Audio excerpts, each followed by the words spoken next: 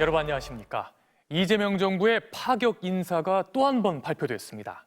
이 대통령이 약 20년 만에 부활한 기획예산처의 첫 장관 후보자로 국민의힘 이해훈 전 의원을 지명했습니다.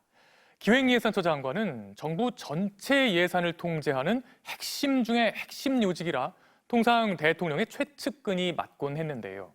국민의힘 계열에서 국회의원을 3번 한 보수 인사를 발탁한 겁니다.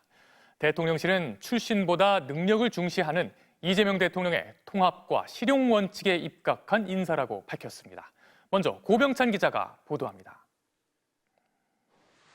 약 20년 만에 부활하는 기획예산처의 첫 장관 후보자로 국민의힘 이해훈 전 의원이 지명됐습니다.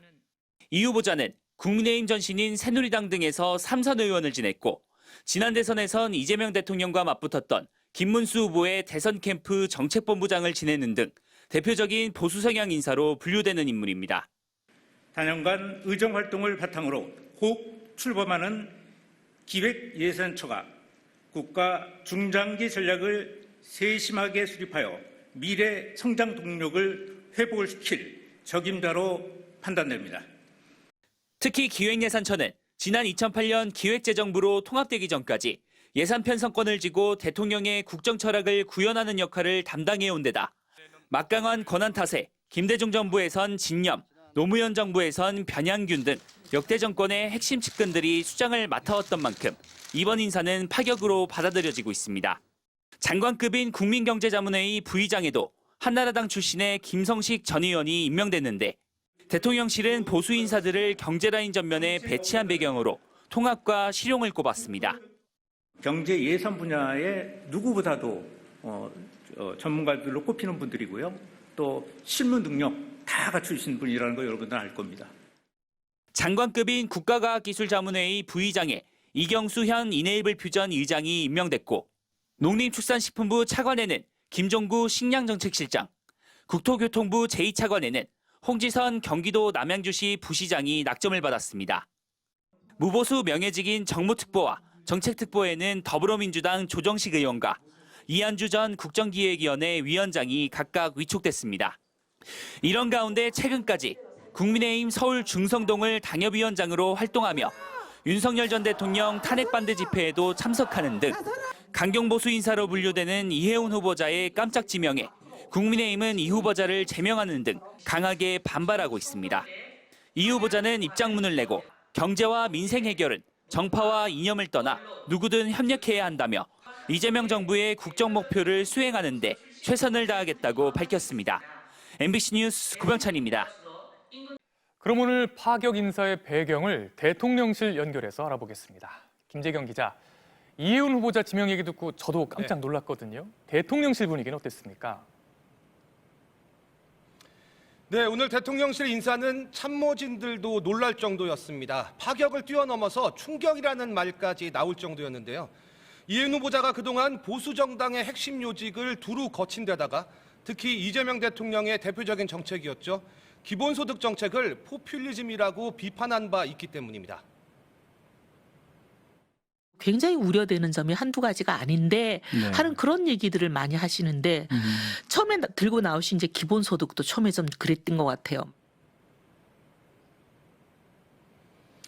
대통령실 관계자는 이 후보자가 복지 확대를 위한 재정 집행에 긍정적인 입장을 취해왔다며 새 정부 정책의 상호 보완적 적임자라고 발탁 배경을 설명했습니다.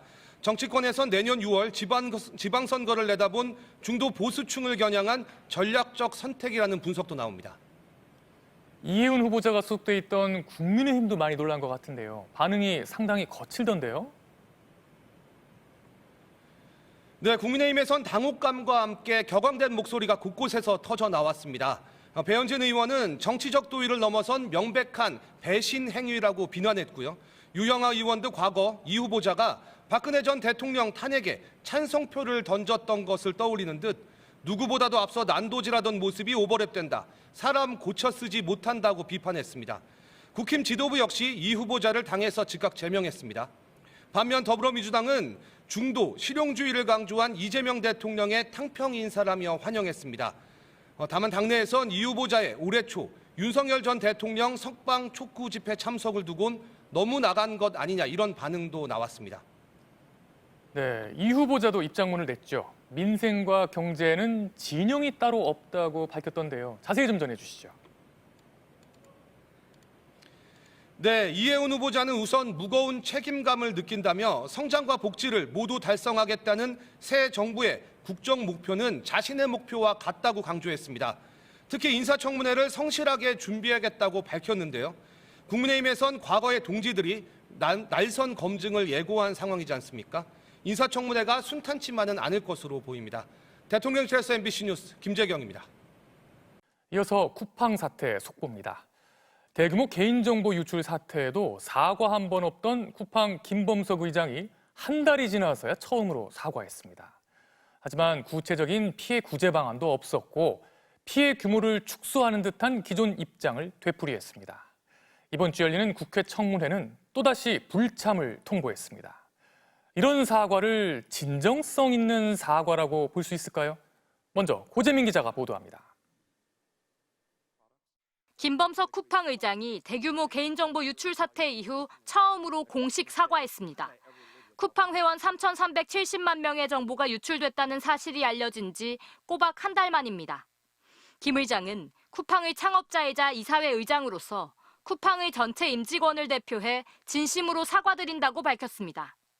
이번 데이터 유출로 많은 분들이 개인정보가 안전하지 않다는 두려움과 불안을 느꼈고 사고 초기부터 명확하고 직접적으로 소통하지 못해 큰 실망을 안겨드렸다며 사고 직후 미흡했던 초기 대응과 소통 부족에 대해 진심으로 사과한다고 말했습니다.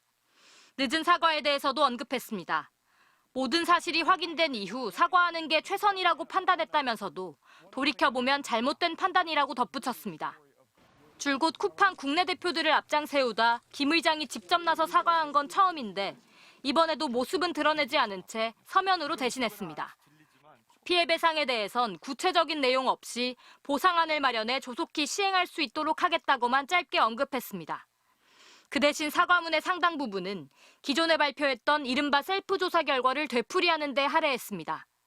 유출된 고객 정보는 100% 모두 회수됐고 유출자의 컴퓨터에 저장된 정보는 3,000건으로 이 또한 외부에 추가로 유포된 정황이 없다고 주장했습니다. 그러면서 초기 수사부터 정부와 협력하며 기밀 유지 요청을 지켜왔다고 했습니다. 책임은 정부에 미루고 피해 규모는 축소하는 듯한 모습은 전혀 바뀌지 않은 겁니다. 사태가 발생되고 너무 오랫동안 국민이나 소비자들이 원하는 기대치에 못 미쳐서 과연 이 사과가 진정성 있게 받아들일지는 의문이다.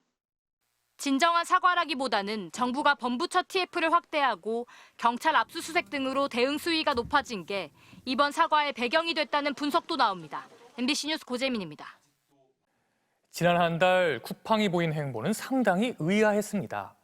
정보 유출 사고가 나면 발빠르게 책임을 다하고 여론을 수습하는 다른 대기업들과 달리 쿠팡은 오히려 한국 정부와 맞서고 한국 국회를 무시하는 듯한 태도를 보였죠. 하지만 미국에선 막대한 자금을 로비에 쏟아부은 사실이 드러났는데요. 그게 먹힌 건지 미국 각계에서 쿠팡 건드리지 말라는 발언이 이어지고 있습니다. 변윤재 기자가 보도합니다. 쿠팡의 입장은 한마디로 억울하다였습니다. 지난 25일 정부와의 조율 없이 기습적으로 조사 결과를 발표하면서 피해가 극히 적다고 주장하더니 다음 날엔 정부가 시키는 대로 다 했는데 왜 셀프 조사라고 하냐는 입장문을 냈습니다. 그런데 이 입장문은 영문본에선 뉘앙스가 확연히 달랐습니다. 정부와 만나 전폭적 협력을 약속했다는 대목은 영문본에선 정부가 접근해 전면적 협조를 요청했다는 정부의 압박을 강조하는 투로 번역돼 있습니다. 또 정부와 국회, 일부 언론으로부터 억울한 비판을 받았다는 호소 대신 허위로 비난받은 거라고 단정지었습니다. 한국에서 과도하게 당하고 있다는 메시지를 영어로 낸 건데 쿠팡 주가는 26일 하루에만 6% 넘게 뛰었습니다. 김범석 의장은 사실상 미국에 올인해 왔습니다. 지난 5년 동안 약 156억 원을 미국 로비했었고 2기 트럼프 취임준비위원회엔 14억 원을 기부했습니다. 그리고 이 로비의 효과로 보이는 쿠팡 지지 발언이 최근 미국 정가와 언론에서 본물 터지듯 쏟아졌습니다. 트럼프 1기 국가안보보좌관은 트럼프 대통령을 들먹이며 사실상 협박성 발언을 SNS에 올렸습니다. 트럼프 대통령이 한국과의 무역 관계를 위해 얼마나 애썼는데 미국 기업을 표적 삼아 트럼프의 노력을 훼손하면 되겠냐는 겁니다. 또 한 공화당 의원도 쿠팡에 대한 조직적 공격이 진행 중이라며 한국 정부가 미국 기업들을 차별하고 있다고 주장했습니다. CNBC, 폴리티코 등 유력 언론사들도 최근 번갈아가며 쿠팡에 유리한 보도를 실는 등 우리와는 전혀 다른 기류를 만들고 있습니다. 이 때문에 김범석 의장의 오늘 기습 사과는 미국을 통한 압박만으론 해결이 안 되겠다는 판단인 동시에 일단 사과해놓고 또 다른 수단을 동원하려는 연막작전일지 모른다는 의심을 받고 있습니다. MBC 뉴스 변윤재입니다. 역대 어느 영부인과도 견줄 수 없는 수많은 의혹과 논란을 일으킨 김건희 씨에 대한 특검 수사가 오늘 마무리됐습니다. 특검을 통해 주가 조작과 인사청탁, 통일교와의 유착, 금품수수 등 김 씨의 여러 범죄 정황이 드러났지만 아직도 밝혀야 할 의혹이 많습니다. 김지성 기자가 보도합니다. 지난 7월 닻을 올린 김건희 국정농단 특검. 여러 의문에 대해 제대로 된 답을 드릴 수 있도록 최선을 다하겠습니다. 특검 출범 35일 만에 김건희 씨가 공개 소환됐습니다. 김 씨는 자신을 둘러싼 의혹을 거듭 부인했습니다. 국민 여러분께 저같이 아무것도 아닌 사람이 이렇게 심려를 끼쳐서 진심으로 죄송합니다.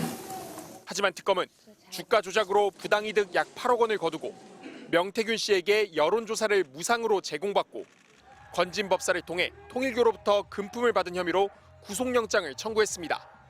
김건희 씨에 대한 구속영장을 청구하였습니다.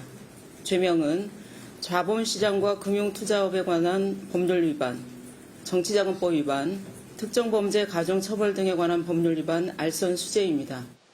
증거인멸이 우려된다는 이유로 결국 구속된 김 씨는 헌정사상 처음으로 법정에선 영부인이 됐습니다. 하지만 재판이 시작된 뒤에도 V0라고 불렸던 김 씨의 범죄 혐의는 계속 드러났습니다. 인사나 사업 청탁을 대가로 귀금속 등을 받았다는 외관 매직 의혹이 대표적입니다. 공직자와 기업인들로부터 목걸이와 금거북이, 그림과 시계를 받은 사실이 밝혀졌고 특가법상 알선 수재 혐의로 김 씨는 또 재판에 넘겨졌습니다. 봐주기 논란이 일었던 검찰의 디올백 수수 무혐의 처분 또한 뒤집혀 기소됐습니다. 특검은 윤석열 정부와 통일교의 유착을 규명한 성과도 거뒀습니다. 여러 번 밝힌 바와 같이 통일교 관계자로부터 어떠한 금품을 수수한 바가 없습니다. 정교 유착 핵심 인물인 한학자 총재와 윤영호 전 본부장, 권성동 의원과 건진법사는 모두 구속됐습니다. 하지만 180일 동안 밝혀내지 못한 의혹들도 있습니다. 삼부토건 주가 조작과 양평고속도로 종점 변경, 집사 게이트 등은 김 씨와의 연관성을 끝내 확인하지 못했습니다. 윤석열 전 대통령이 김 씨의 뇌관 매직에 관여했는지도 규명하지 못해서 윤 전 대통령 부부의 뇌물 혐의 사건도 결론 내리지 못했습니다. 특검은 내일 마지막 브리핑을 열어 수사 결과를 발표하고 남은 사건들은 곧 국가수사본부에 이첩할 계획입니다. MBC 뉴스 김지성입니다.